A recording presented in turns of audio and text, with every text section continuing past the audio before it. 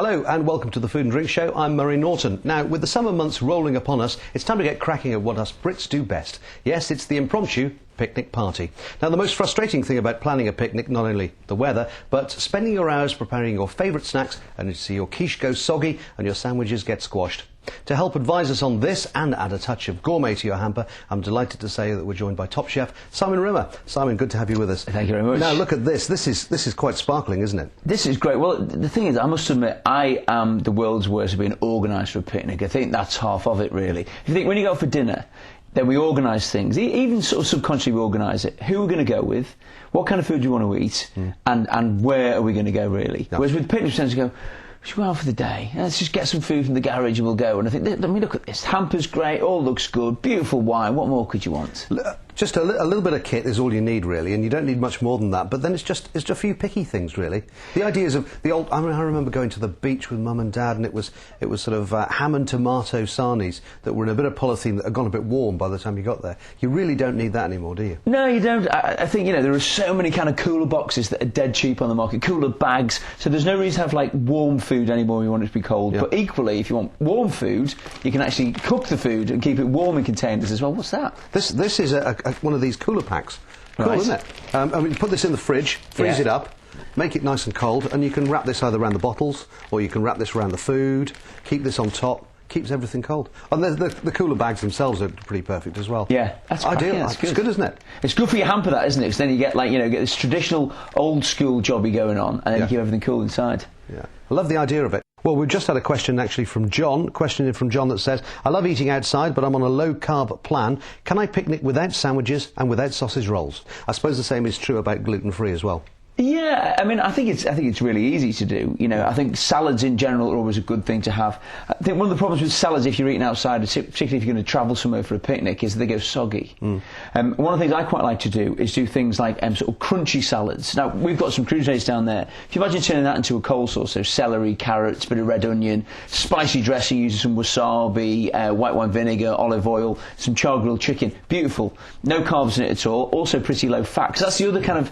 Sometimes you can eat very easily low carbs, you could go and eat things like sausages, and you could go and eat very high fat things. I think combining those two things is what's nice in the summertime. Yeah, well, you don't want anything too heavy, do you? That's the last thing you want when you're throwing the tartan rug down. You need light, picky things. Yeah, you do, although there's nothing nice than like a good bit of quality bread, I think, with a picnic as well. Yeah, well, I see we've got the baguette here as well. I mean, just break it up and dunk it in. But no really nice thing to do with baguettes, if you're fed up with the old kind of soggy sandwich thing, is if you slice it down the middle but don't actually kind of cut it fully in half, so you hinge it, scoop out the middle, put your filling in that way, seal it back up, wrap it in cling film, into a fridge, chill it, then the next day, if you slice it across, with a beautiful kind of sandwich, beautiful bit of bread, which is great. Oh, I like the idea of that. That's a great. What a great tip. Love that one. Nice one. We've also got, the traditional things that are in here, the pork pies and the sausages and the dips as well. But making dips yourself, is that easy? Really easy, dead simple. So, for example, hummus. Hummus is one of the most simple things you can do. Chickpeas out of a tin, give them a good old wash. Tahini paste is the only other thing you need to buy, which is a sesame paste. You can leave out if you want. Lemon juice, garlic, olive oil, blitz it all up. Dead simple. And you can change the texture yourself by, depending on whether you want it really sticky and stodgy or pour-onable or... Yeah, and also adding other flavours to it. I mean, that one, I would hazard a guess, knowing where that's from, that's probably lemon and coriander. Whatever you fancy in your hummus is great. Red peppers are nice in there, but a chili's good in there. Whatever works. And you can make that up the day before, it's ready to go. And if you don't go out with it, it's in the fridge anyway, isn't it? Yeah. So that's good. OK, more questions here. We've had John's question. Lucinda, I'm never very adventurous with meats on my picnics because I fear meat will go off. What should I do? Yeah, a lot of people say that, and we've talked already about kind of having a cooler box, which will obviously kind of keep the meat good and cool, which is fine.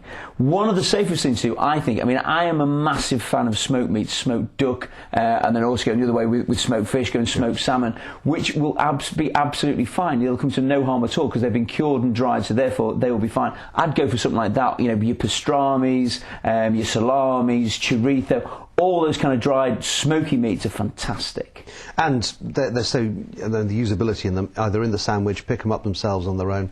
Yeah. Chorizo, one of the best things. But I think one of the important things as well when you do picnics is not to have too many flavours. Yeah. You know, I mean, we've got quite not a bad selection here, but we haven't got too many distinct flavours. And I think the danger is if you have about 25 different flavours, it's like doing that salad buffet thing, you know, where you go along and you eat so many different things, you've no idea what you're eating anymore. It's just a generic taste of nothing. And it's going to come back and repeat you for the rest of the afternoon. Yeah. Barry says, I'm hoping to snare a summer girlfriend. Barry, please. What can I include in my picnic to ensure that I get a result? I think, Barry, if you almost sort of work from dessert backwards, something chocolatey, and I think something like a chocolate brownie is a great thing to do. Now, there's a real trend in the States at the moment, what they call kind of power desserts. And what they do is, rather than kind of going for low-fat desserts, which are always a little bit tasteless, they tend to go for real full-carb things. So you have a chocolate brownie, but you have little squares. So you're getting, what they try and work on is a base of a 100-calorie hit, sugary, chocolatey, good quality ingredients, a real treat. So not only if you're going to try and snare your girlfriend, you've got something that is going to be really tasty but also isn't going to kind of pile the pounds on. So I'll go that way. Fresh fruit, something like strawberries, always a beautiful thing to do. That's a cracking way to do it. And then if you're working backwards, I think chicken and seafood are always nice, light things to have. So it's not too overpowering, so you're not going to fill them up, really. And every girl loves, you know, a nicely prepared picnic, don't they? I mean, if the guy's taken some care and put some nice ingredients in there, I mean, how much more romantic can you get? It's all in the preparation, isn't it? You know what I mean? If you put a bit of time into doing this, you get all of this kit, nice bit of simple food, good quality food, then, well, it's a good start. You're going to look like Mr. Smoothie, aren't you, Barry? Yeah. Good luck with that. I hope it goes well. Actually, Josie was saying she's a big dessert fan. What are good puddings for a picnic? And you've already alluded to there, the chocolate brownie's a good one. Chocolate brownie's a cracking one, and I think also things like muffins and fairy cakes. I mean, you know, if you're a fan of Sex and the City, you must have seen all the cupcakes that they do. They're a great thing to do. Very simple, just a simple sponge mix, decorated with different coloured icings, all the little fancy kind of hundreds and thousands and silver balls on top. They're dead easy, they transport really well, and they look fantastic. You know, a plate full of those, loads of different colours, and it looks amazing. There's something very retro about that, what you were saying with the cupcakes. I mean, and the same is true of picnics, isn't it, really? I mean, it's a traditional thing. It is, and I actually think that if you use retro in a positive way, then that's quite a nice thing to do. Think, you know, what did we like as kids? You know, we talked at the top of this about, you know, things that you like as kids, and I think that's always a really important thing. You know, this is why we still prefer the picnic more than anything else. Coronation chicken, Scotch eggs, pork pie. 3 great retro things that are absolutely adorable. You know, you can never get enough of them. Now, what do we wash it all down with?